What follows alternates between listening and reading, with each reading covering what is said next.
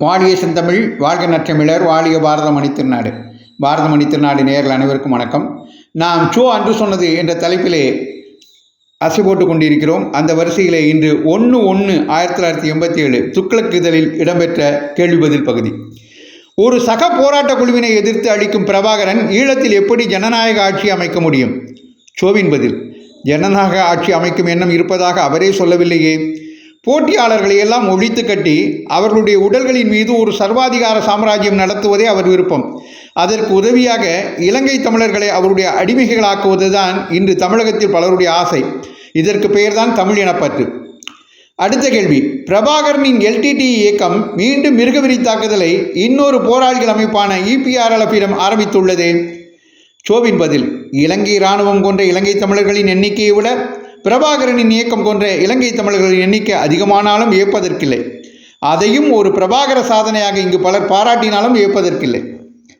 இலங்கை பிரச்சனையில் ஜெயவர்த்தனாவின் தற்போதைய முடிவுதான் என்ன?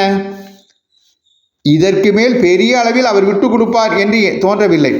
சிங்கள மெஜாரிட்டியின் ஆதரவை பரிபூர்ணமாக இழக்க துணிந்தால்தான் அவரால் அது இயலும்.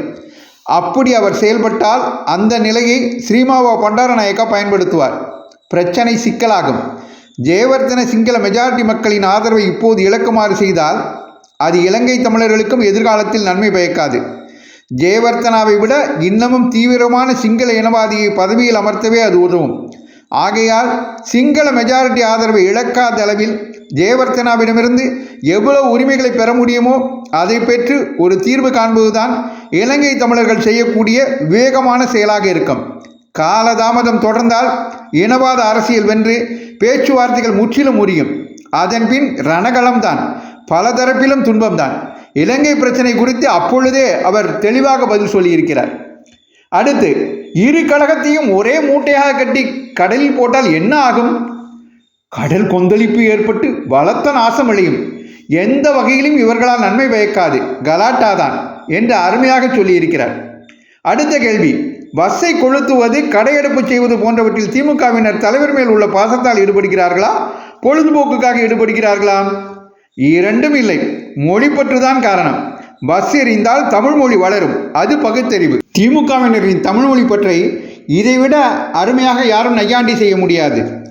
அன்று முதல் இன்று வரை திமுகவினரின் தமிழ் பற்று இப்படித்தான் இருக்கிறது என்பதை நாம் புரிந்து கொள்ளலாம். சோ அவர்களின் அன்று சொன்னது தொடரை தொடர்ந்து கேட்க பாரதமணி திருநாடு சேனலை தொடருங்கள் என்று உங்களை வேண்டி விரும்பி கேட்டுக்கொண்டு விடைபெறுகிறேன். நன்றி, வணக்கம், ஜெய் ஹிந்த்.